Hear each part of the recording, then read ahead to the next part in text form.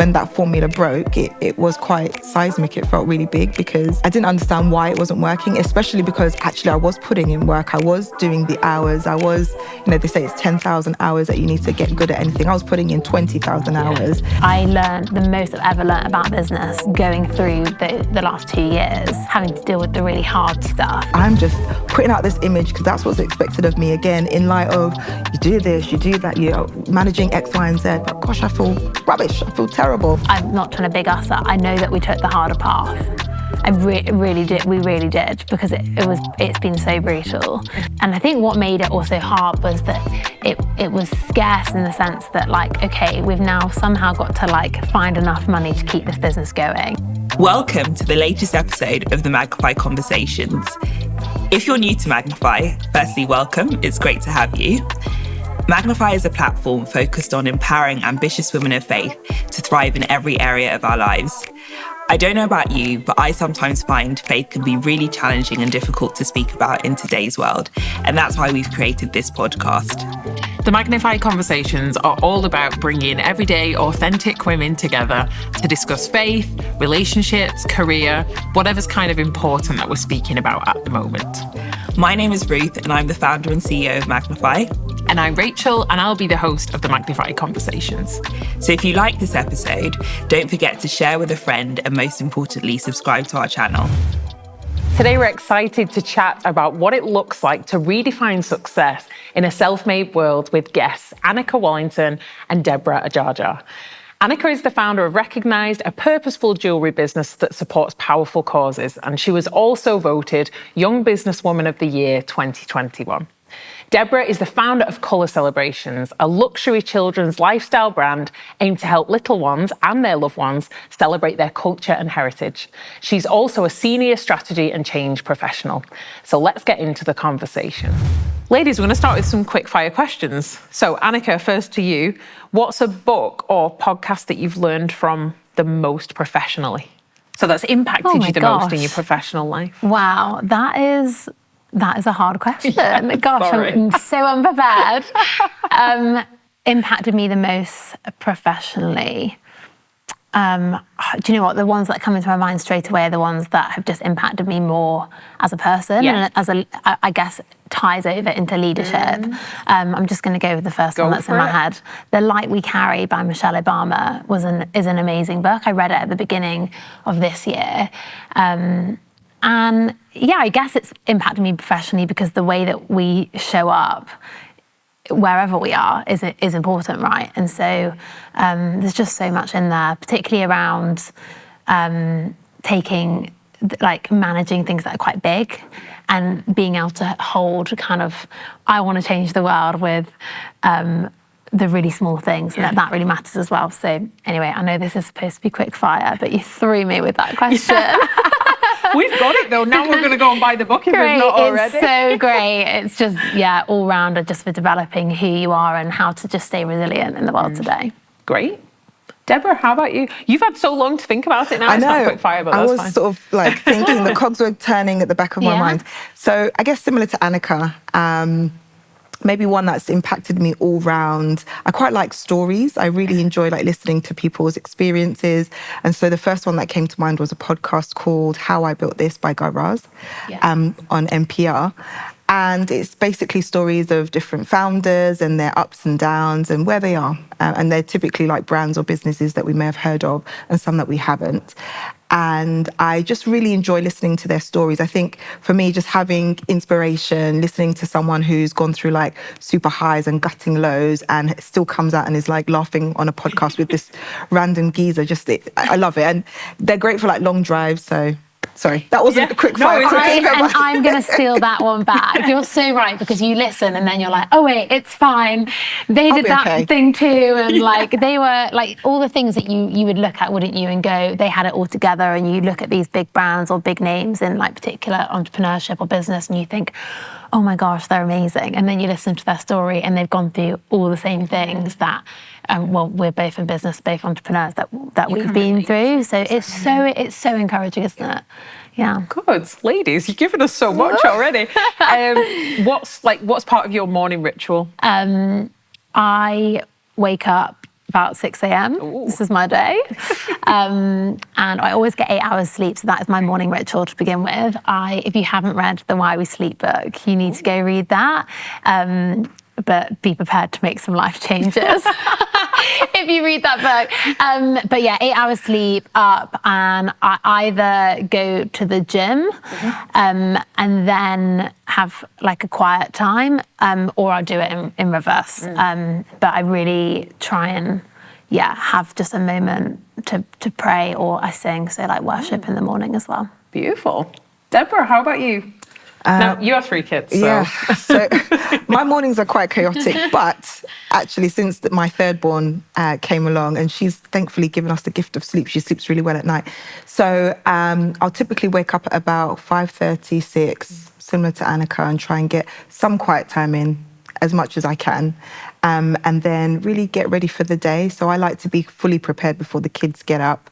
So when they're up, we can actually just focus on them and, give them the best of our ability, as opposed to trying to like shove my sock on and get myself ready. But yeah, I find preparing the night before also helps too. So it's pretty simple.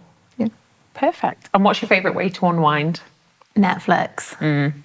Plus one Real talk. to that. Yeah. I love just something you don't have to think about. You can just, zone out and really just enjoy it. Either that or actually having friends round. I enjoy company. That really energizes me. So having a friend round, having like a bite to eat, something to drink. Enjoy it. We all need a bit of escapism in our lives. And friends too. Exactly. Yeah. Amazing. Well, today, I'm so excited for this conversation. We're going to be looking a little bit about redefining success. And I know through both of your stories, as founders, as business owners, like this has been an interesting topic. Why is it important to you that we're having this conversation today? Yeah, I love that question. I think this has been something that I have really journeyed with over the last couple of years, and I'm still journeying with. I don't think it's something we're ever like at the finished goal with. But I think if I think back to a couple of years ago, about a year and a half ago, I woke up one morning, and honestly, I was walking to work, and it was literally like a light bulb went on for me, and I just had this moment where I realised 2 really pernicious lies. That was a good word, pernicious. Pernicious. I love it. Sounds so clever. Like that I'd been buying into, that we so easily soak up, and everyone's got their own ones, but these were the 2 for me. The first one was, and I guess context is that I know that I'm an entrepreneur, so I'm involved in business. I know you're involved in business, Deborah, and I think particularly in business, there's kind of a couple of lies that really are really prevalent that you swallow, and you kind of so easy get caught up in what that is. And one of them for me was that, and it's a big one in business, the faster that you build something, the better it is. And I'd so built that. And I basically had this moment where I thought, oh my gosh, I've been cramming like 20 years of work into, honestly, about 3 years. And so just the pace was just like so fast. And because I genuinely thought, if I'm not an overnight success, that it's not a success. Yeah, but here's why it was dangerous, because I was thinking it, but I didn't know I was thinking it. It's like those subtle things that it says be transformed by the renewing of your mind. So you've actually got to pay attention to what are the thoughts that you are thinking every day that you don't even know that you're thinking. The second one was actually around children and being able to do what I do. I don't have children yet, but I can't even tell you the amount of people who have said to me, indirectly, directly, not even thinking anything of it, you could never do what you do and have children. If we don't stop to notice like what we're thinking, it can just lead us down paths that aren't healthy for our lives. And that ultimately God has actually a better way. And when we look at what his view of success is, or whatever it is, there's another way. And I found a lot of freedom in that way. So that's why it's important. That's amazing. Deborah, how about you? Like, why is it so important that we talk about this today? So I think it's really important to share the experiences that we've had, because we don't know how it will impact others out there. The 3 of us here having this conversation today, fantastic, because I'm sure there's going to be so much that we'll learn about the highs, the lows that we've gone through that can also not only impact our own lives, but the lives of anyone that's engaging with this. I've had quite a few interesting like ups and downs, let's call them roller coasters, shall we, that have really actually transformed my mind, similar to that scripture that you used before, but really made me redefine what success looks like for me, both in my business, but also as a corporate girly, you know, having, 15 plus years of experience working in the corporate world. And I think coming out of it on the other side and realizing just how powerful I am, but also how energized and renewed I have been through, you know, my experience through my faith, how much of a pillar that was for me during some of those tumultuous times. I think it's just wonderful to be able to share those experiences, like I said, and, you know, hopefully give that out as a mini gift to whoever would like to engage with it. Yeah. Really good.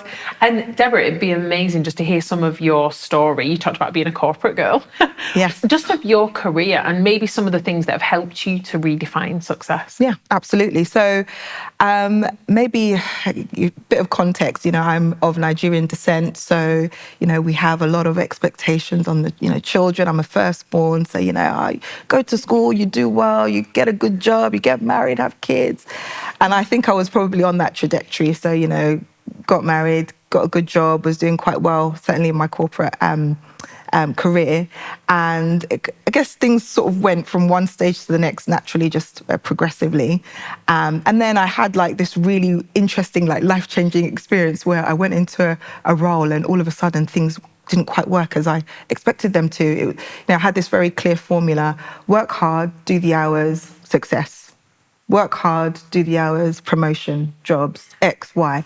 And in that instance in particular, it didn't quite go to plan. And I think because I tied so much of my identity to my career, my titles, what I was doing, you know, my public persona, should I say, it was really quite shattering, actually, if I'm going to be honest, when things didn't quite go according to plan. And it really took a lot of time to just sit down and reassess why I felt the way I did. But actually in that time, in those moments, I was able to reconnect probably in a way that I hadn't been connecting with, you know, my faith, with God. And that was a fantastic opportunity because, as I said earlier, it really reminded me of who I was and where my value lay. It wasn't in my title. It wasn't in, I don't know, how much money I was earning or, you know, what panels I was speaking on or anything like that. It was actually just on who I was as a person and what I'm called to be, you know, aside from being like a wonderful and blessed lady. I'm a mom, I'm a wife, I'm a friend. I'm a business owner, and I have this wonderful community of, you know, my wonderful engaged customers and children and, you know, the things that I do in that space. And it was just such a wonderful and sage reminder that I'm so much more than this. And whilst, you know, I'm talking about it now in quite a matter-of-fact way, but actually it was such a harrowing experience. But coming out on the other side of it, feeling so much more enriched, so much more blessed, so much more alive, really, because I felt like I really learned so much about myself, and I learned that I was built to go through anything and I could come out on the other side, almost, you know, the refiner's fire, you come out as gold on the other side. I felt like, yeah, I'm amazing, man. Like, I can do this stuff. So yeah, I mean, to kind of go back to your question, Rachel, but that's probably been like the biggest wave for me in my career journey. But as a result, I feel a lot stronger. I've been able to channel a lot of that energy, certainly a lot of that learning into my roles, certainly into my business, which I think has seen like a huge improvement as a result of some of those things I've taken away. So yeah, I think it's a painful journey, but coming out on the other side, I feel like gold. Yeah. And Anneka, for you, just like, I'd love to hear some of the story of your last few years and starting the business. I know for you, like Deborah described it as a roller coaster, for you, definitely. There have been extreme highs and extreme lows. So it'd just be great to hear that. Yeah, absolutely. And already, I mean, I've like so many things. I agree with what you're saying and like sparked some thoughts in my mind, particularly around identity, actually. Why is it's so connected, isn't it? Like to success. Anyway, we can come back to that. My story, well, I'm the founder of a social impact brand called Recognised, which helps people to feel seen, valued and recognised when they need it most, with the kind of, premise that, we've all got something that we're going through in life, and it's often in the hardest moments you need the most love and compassion. And so that's really what we exist to do. And we do that in lots of different ways, but primarily through meaningful gifting products and jewellery, which most people will know us for. Started 5 years ago, and I would say outwardly we've had a lot of success. I don't want to list off what those things are. You can go Google them because I'm a really humble gal. Big yourself up, come on, girl. No, but so I would say, outwardly we've won some awards and we've done there's quite a lot of early traction. I think when you look at Recognised externally, I think people would say, we've been successful to a level. But also, as we know, like kind of what you were saying about sharing experiences, behind that there's been also lots of nots. I don't really like the word failure, to be honest. I don't think anything's a failure, but it's definitely not necessarily what you thought was going to happen. And so some of those things for me, my husband, 6 months into starting Recognised, was diagnosed with cancer. So I was 24 at the time. He was, I think, about 30. So obviously you've stepped out, and kind of context to Recognised as well. It came to me in a dream. Wow. And I'd never had a dream like it, and I really believe it was from God. And obviously you find yourself then doing, as many people do at some point in their life, Lord, I thought you were with me and you called me here. Yeah. So now what is happening? Like, what are you doing? And that was kind of, I really have navigated walking with God in a challenging season and asking the question of, where are you? And also having to hold that with also then having like amazing highs at the same time, and realizing that they sit together so often. They're not, they can coexist, and that's really challenging, isn't it? It's challenging even just on like, I guess, a bigger picture of like how God could be working in your friend's life over here and not doing something for you, or how God could be showing so much grace and mercy in this part of the world, and yet literally now as we speak, we've got one of the like worst humanitarian crises happening in Gaza. It's like God's a mystery. It is a mystery. And so that was kind of first year, and then we had the pandemic. Wow. I think every entrepreneur is like still working through that. As are we all. Yeah. As are we all. Gosh, it was challenging for everyone in so many ways. Coming out of the pandemic 2021, we actually did what was externally probably looked like extremely successful. We launched 10 pop-up shops into different John Lewis stores across the country for Christmas 2021, 5 weeks all at the same time. So we hired like 72 people in also about a month, which was absolutely nuts. And it was just the most amazing experience, and bringing it together and seeing it all come to life and be like, wow, this started from this, and now we have this like national presence. And really, unfortunately, we were so badly hit by Omicron that Christmas, that what was supposed to be our best Christmas ever turned into a complete nightmare. And we entered January 2022 just with an insurmountable problem, which was basically, we have not made the money that we need to cover the cost that we've invested in our stock and putting the pop-ups on and our staff. And I still, to this day, I honestly, we don't have loads of time to go into like the details here, but complete miracle that we got through that time, and it would have been a lot easier to have closed the business. But Joel and I, my husband, we run the business together, and we decided, we felt like it was the right thing to keep it going, and so have been really in the last 2 years. It's taken a year longer than I thought. Someone said, Anneka, this is going to take you 2 years to get out of this. We've done it in, I don't know, what's 2 years minus 4 months? I don't know what that is. Like 20 months. We've done it in 20 months. So I'm like, that's really cool. But do you know what? I thought it would be 12 months. So really the last 8 months of my life have been actually really like almost the hardest ones. Right. And I guess that's helpful context for people to maybe when you look at people and think, oh, it's really successful, you never know what's going on behind the surface, and what the realities of the sacrifices are that are being made in perceived success, but then actual success too. It's our privilege to have these meaningful conversations, and we hope you're enjoying them.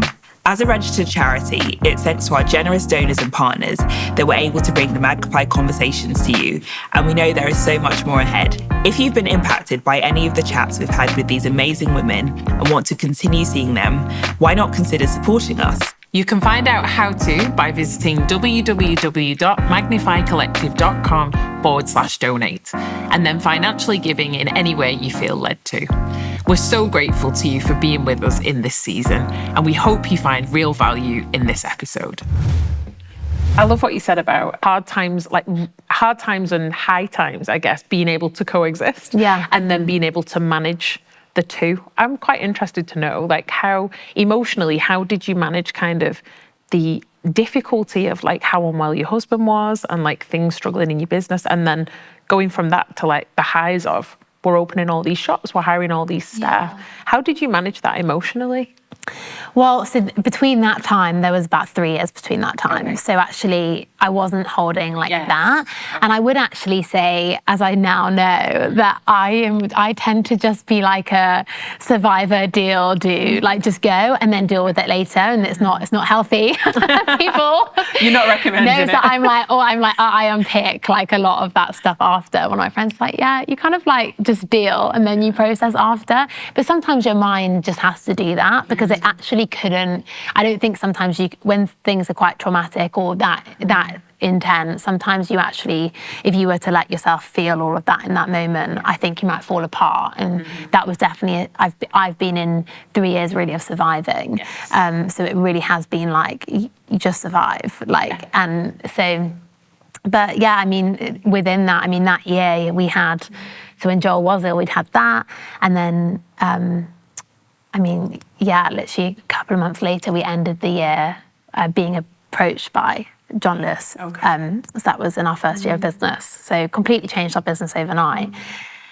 And it was, honestly, it was just the weirdest. I remember, writing like that river, like joy and pain exist together as like two rivers. And it was just the weirdest year of how the Lord can provide, like completely turn the year around, but you've still been through those things. So I don't know. I haven't really, like, actually, I don't have the answer. But I think the answer is that it's paradox. Yes. And I think that has been my biggest learning in everything the last few years, is that two things can be true. And when you get your head around that, like, I think we stop like pitting ideas against one another and realize that, oh no, that is true, kind of like success. It is true that God has a purpose for our lives and wants us to have influence and be a light and, have influence in the world, rule and take dominion over and reign on the planet, like Genesis, but it is also true that we're actually called as children of God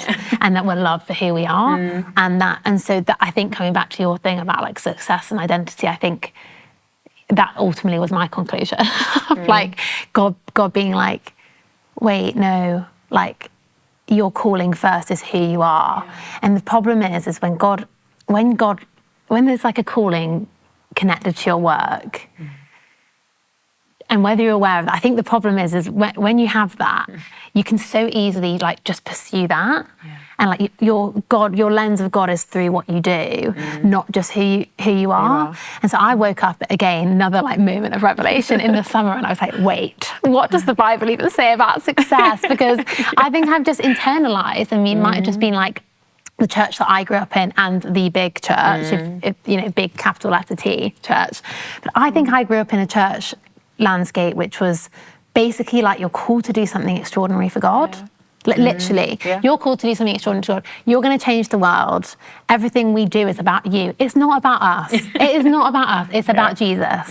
It's about Jesus, and full stop. And I think that's just been so crazy for me to like unpick. And I'm still working my way through the Bible now and trying to find an example of like where God is like, where it's all about what we do. It's so much bigger. And really trying to, finding a lot of freedom and realizing I'm not a worker. I'm a daughter. Yeah. And I do not have that nailed, but I'm on that journey. Yeah, absolutely. That's real. That's the authentic conversation. I think it's really interesting what you said there. I do feel like, and very like literally on the same tangent, we're vessels, right? You know, we it's not necessarily always through us or what we do, but it might be through an experience or through a life impacted or through, I don't know, like a piece of jewelry that you sell, for example. And in those small and maybe to us unmeaningful examples or instances, actually that's where God's like purpose and his light and his glory completely shines through. And that was something I think I've also struggled with as well. Like I've always had this idea that I'm going to do this, I'm going to change the world. But actually it might be the conversation that you had with someone that really impacts them in a deep and very, very meaningful way. Maybe, you know, takes them off the edge and helps them to change their lives around. And I think just being mindful of that as well and being open to it as well is huge. And it sort of just takes me back to one of the examples I had when, like I said, I went through that roller coaster. It was mentally, I remember just being like so happy and exuberant. I'm quite like naturally quite a bubbly person, but feeling like deep down, gosh, I'm just crumbling. This is really such a bad experience. But wanting to put up this facade because again, you know, I'm the face, I'm the light of this and that, and I want to be positive. And through that process, I found that I was expecting with my third. And it was, you know, gosh, I feel amazing because I've got, you know, this baby on the way, but I feel horrible because, you know, I'm kind of going through this career crisis. And then, gosh, there's so much work to do for Colour Celebrations, my business. And I remember through that, like the highs and the lows, I got a number of calls to do some TV work for Colour Celebrations. And no one knew I was pregnant at the time. And so I remember just being sat there on like national TV and being interviewed. It was like a live broadcast as well. And they're asking me these questions. And I can't remember the question they asked me, but it was about like impact and purpose or something. And I spoke, and I could see like people in the audience like really nodding their heads. And I remember in that moment, God just saying to me like, this is it. Like, I'm just using this pain that you're going through and this horrible situation that you're talking about and what you're, you know, how you're reflecting to the world to actually share a message. I remember holding my tummy at the time thinking, oh yes, and there's a baby that's also like, you know, growing through this as well. And I find I get my biggest inspiration certainly for Colour Celebrations when I'm pregnant, when I've just had a baby. And in that moment, it felt like, actually, it's not really about you. It's not really about the experience. It's about the opportunity and the light that I'm able to shed and shine through you because of what you're going through and this platform that, you know, I've been given as a result of what's happened. So I think it's also just taking a moment and being able to reflect and to recognize that the opportunities to shed or to share God's word or to, you know, touch the world and to share his impact isn't necessarily going to be through the work that we do. It's maybe those like small and fleeting moments that actually have the biggest and most significant impact. Yeah. And Deborah, I want to kind of touch back on what you were saying before about you'd been in this job that you love and you'd got used to this formula. Work hard, get a pay rise. Work hard, get promoted. And then at some point that broke down. Before kind of that breakdown, what were some of the hallmarks of success for you? I mean, like I said, it was, you know, getting a promotion, being called to do things related to, you know, the work that I did. So being called to panels, being called to judge things, being called to give like thought leadership work. So it very much like in the line and the track of what you would expect anyone in a corporate role to do. I also really prided myself on like the promotions and getting to the next ranks and whatnot. So for me, it was really simple. It was like, you know, am I being promoted? Am I alongside my peers? Have I done this job for X amount of years, which then should amount to, you know, the next step up? I mean, it was really, really simple. It was very basic. And so that's why when that formula broke, it was quite seismic. It felt really big because I didn't understand why it wasn't working, especially because actually I was putting in work. I was doing the hours. I was, you know, they say it's 10,000 hours that you need to get good at anything. I was putting in 20,000 hours. And sometimes to my detriment, you know, spending time with my family, really looking after myself. I was neglecting those really core and important things in my life, those things that I value and cherish the most in order to like maintain that track record of success, so to speak. So I mean, it definitely, as a result, when everything kind of stopped working as I thought it would, forced me to redefine what success looked like. And, you know, not eating well or not sleeping well, you sort of gave an example earlier on of something that you wouldn't really recommend, but, you know, not eating well, not looking after yourself, not actually investing in yourself. And for me, you know, we talked about our morning routines, spending time in the Word. I find that I'm my most productive and my most happiest if I get a chance to meditate, to read the Bible, or to just do a simple devotional and to pray. It might not be more than like half an hour, even 15 minutes, but I find I go into the day like really, really, really positively. And not having that time to do that, invest in myself, you know, that was bad. That wasn't successful. Whereas now having to, you know, step back and redo things in a different way, almost being forced to do things in a different way, has helped me to redefine what success looks like. Eating well, spending time with my husband, spending time with my children, spending time with my friends, praying, traveling. Yeah. These are wonderful things. These are, you know, things that spark joy and really like nourish me and encourage me to be my best self, and also to impact people in my, you know, most positive and impactful ways. So yeah, sorry, I feel like I've kind of gone around, but, you know, hopefully that highlights, you know, success is not linear. Yeah. That was definitely my big takeaway from this. Even with colour celebrations, you know, like you said, you put in the hours, you put the investment in, you expect to see like growth in a particular way, in a particular time frame. And actually, you know, I talk to parents who, my business, I'll maybe give a bit of a background, but colour celebrations, we provide gift items and lifestyle items for children from all backgrounds, but primarily for children from mixed and ethnic minority backgrounds, in order to help them celebrate colour, culture and heritage boldly and proudly. And so certainly like during the pandemic, for example, just talking to parents who have maybe mixed race children, or even who, you know, aren't parents of, you know, Black kids, for example, and certainly when the Black Lives Matter movement happened, just being able to talk to them and for them to come back and say, gosh, thank you for not making me feel silly, you know, being able to ask those questions. Thank you for allowing my children to feel seen. Thank you for providing products and items that, you know, really help to promote that colour and that diversity. That for me is the definition of success. Definition, Precisely. But I guess you had to go through kind of that wilderness type point where you're like, my formula doesn't work anymore. Yeah. Well, interesting you say that, actually. So timelines wise, I had been doing both simultaneously.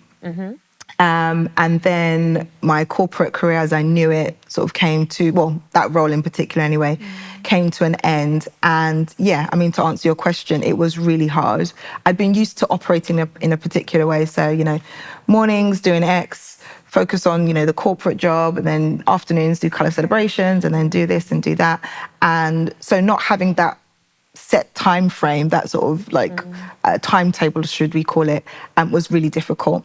I think not having a role that I was, you know, used to doing, and people that I was talking to, and, you know, teams that I was managing, etc., was really difficult. I think it had a huge impact on me mentally as well. Like we talked about identity and what it means. And I think, you know, just being in a space where it hasn't worked out as you've wanted it to, actually having some, you know, feedback that perhaps isn't as favourable as you're used to as well, that was really tough for me to take away, because I was so used to being told, yes, go, good, top, X, Y, Z. So that was really hard, and it took some real soul searching. You know, like I said, I had to really dig deep. And thankfully, you know, we're so blessed, we're so fortunate as Christians. I don't want to sort of use the same language, but honestly, we really are. I don't know any other way to put it. Just having God, having the word to encourage me, to build me back up again. Really, that was like my nourishment at that time. And when I was feeling really low, it happened during the summertime as well, which is round about my birthday. And I remember being like super pumped and like having all of these vibes, and oh my gosh, it's amazing. But deep down feeling really horrible, because I was like, I feel like this is just a farce. Like, I'm just putting out this image because that's what's expected of me, again, in light of you do this, you do that, you're managing X, Y, and Z. But gosh, I feel rubbish. I feel terrible. So it was a really low period. It was really, really hard to navigate through. But thankfully, you know, as we've said, coming out on the other side, I think taking away some of those lessons, it definitely had a huge impact. And I think, as I've said before, but and as we've talked about, really helped redefine how I've chosen to navigate life going forward. I think the biggest basis being like redefining my view of success, using the word of God and how God defines success for me, and using that to navigate into, you know, the next phases of life. And as a result, actually, it's had a huge impact on colour celebrations. Having that renewed view, having the additional time, additional resources, and I think a different sense of like encouragement and success and what good looks like, what good feels like, has had, it's really like paid dividends for the business, which thankfully has, you know, worked out quite well. So incredible. That's so good. Anneka, you talked about the business coming to a point where you'd kind of speculated, you'd put all this energy and things were going like really well, finance, investment, and then you come to a point where it's like, oh, the bottom line's actually not meeting everything we've reached out for. What was that like for you? That must have triggered kind of a season of scarcity or a wilderness period, if you like. Yeah, it was terrifying, actually. And part of that was because I think the level that we'd grown to, I remember at the time having this picture of almost like rock climbing. I don't rock climb. I did as a child. But like having a picture of kind of like earlier on in the business, if we'd fallen off, it would be like scraping our arm. And then if we fell off again, it might be like an arm break. And like, but at this point in the business, it felt like we were at the top of a very tall rock. And it was sort of like death if you fall off.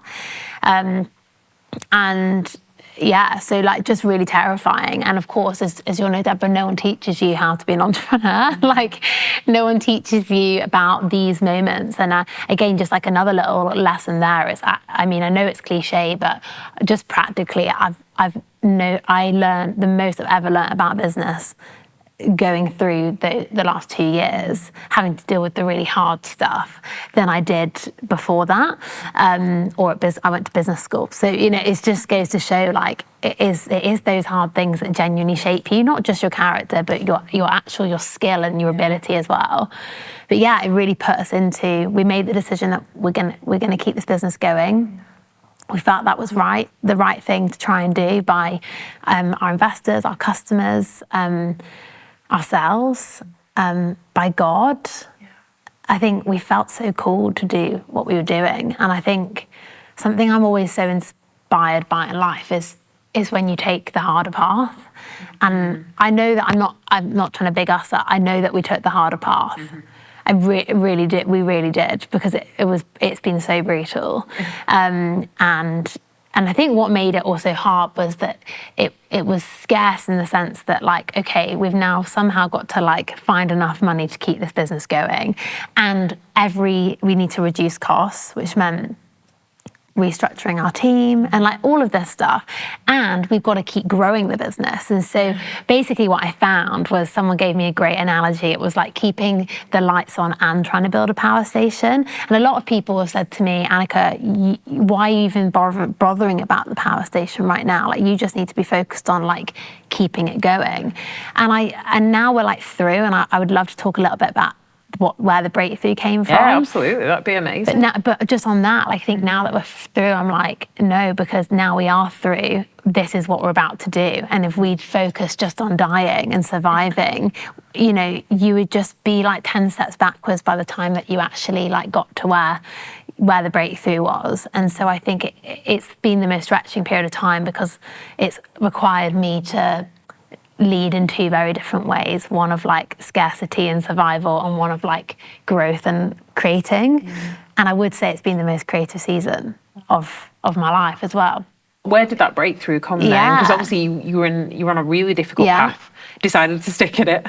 Yeah. So what was kind of a turning point? Obviously in the last 20 months, we'd established 20 months. There's been lots of things. I would say it was kind of in the last year particularly. And I think if I was to summarize what God was doing in that time was, and I don't want it to sound cliche, but I genuinely think he was leading me to a place of complete surrender and letting it go.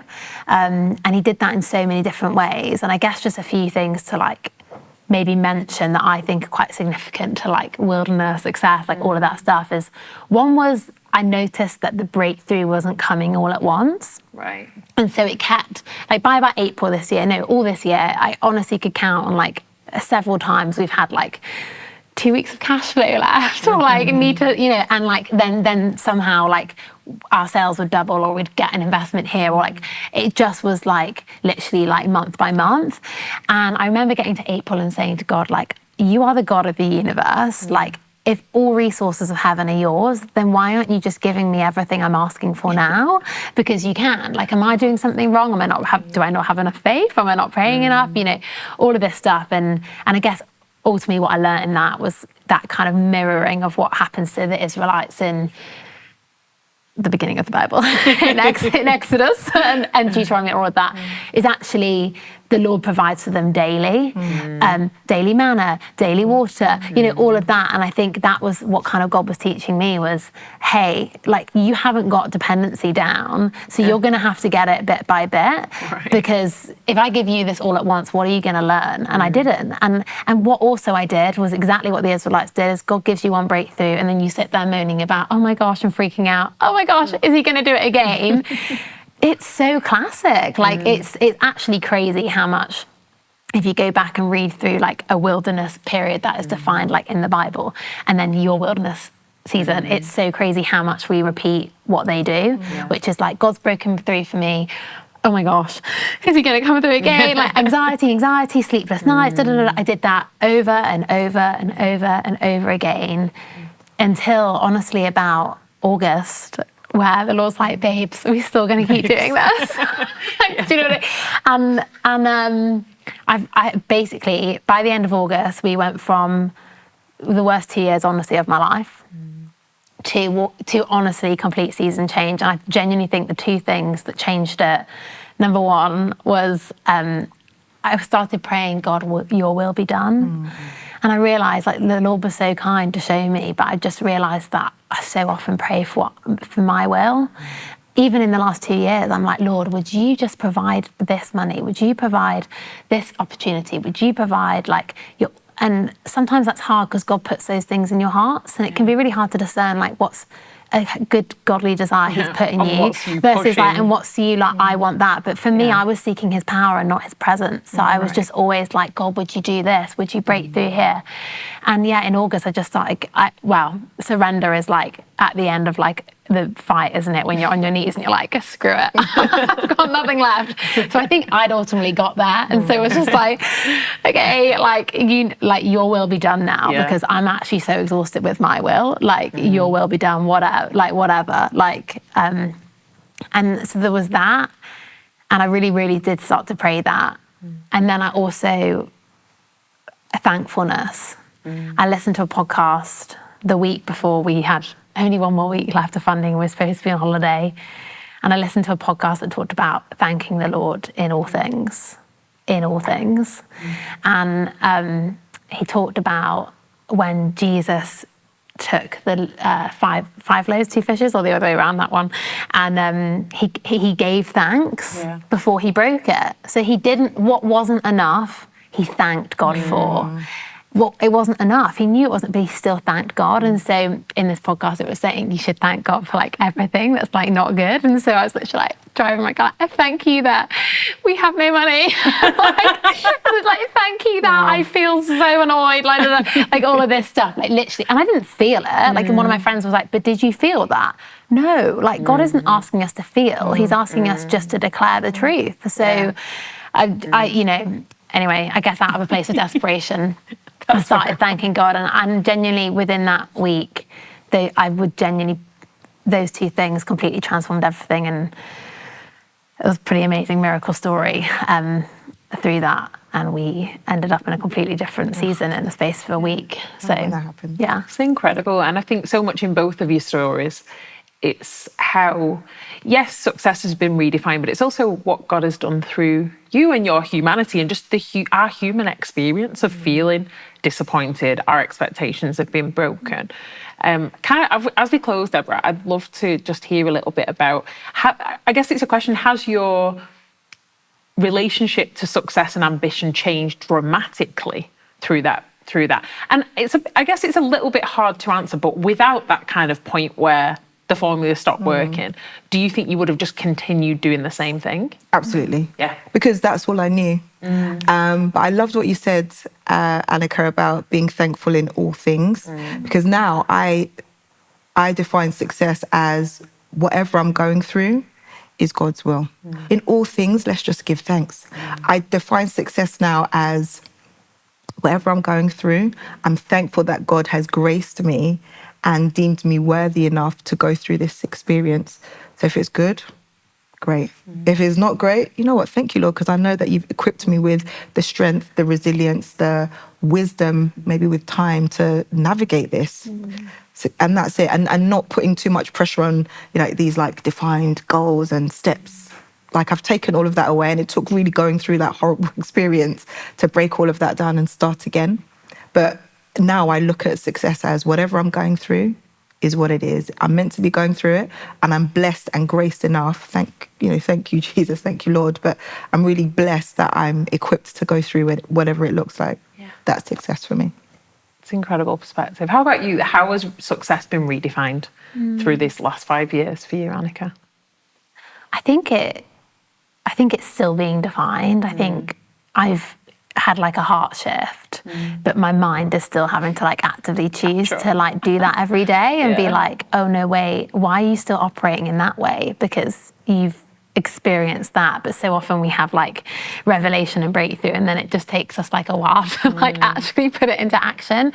But I think the kind of revelations, or I guess I've had on it, is one was all to me that success is about being faithful, good and faithful, and like if in the Bible, like Jesus only ever says like, well done, good and faithful servant. It's never like, well done, you are so successful. Like, well done.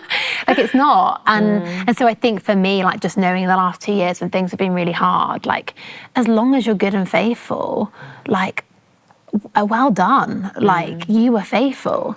And that often is not going to look what the world, or like what or even what you might think success is. And I love what you said about like redefining what it means for you. So like a conversation you have with your customer that's moved their day, because that's like so tangible, so personal. And actually suddenly you're not going, well, I'm defining it based on like how many email newsletter signups I have. Like, this is like a crude thing. But like actually some businesses, that would be their like measure of success. So why are you comparing your measure of success to someone else's measure of success? It is, I think I've learned that it is just really personal to you. Also that we have a greater thing that we can subscribe to, which is about just being faithful. And that might literally, we've like equally had days where, like I remember in the pandemic, stood on a pop-up in Oxford Street and we took no sales because it was like 10% of the footfall.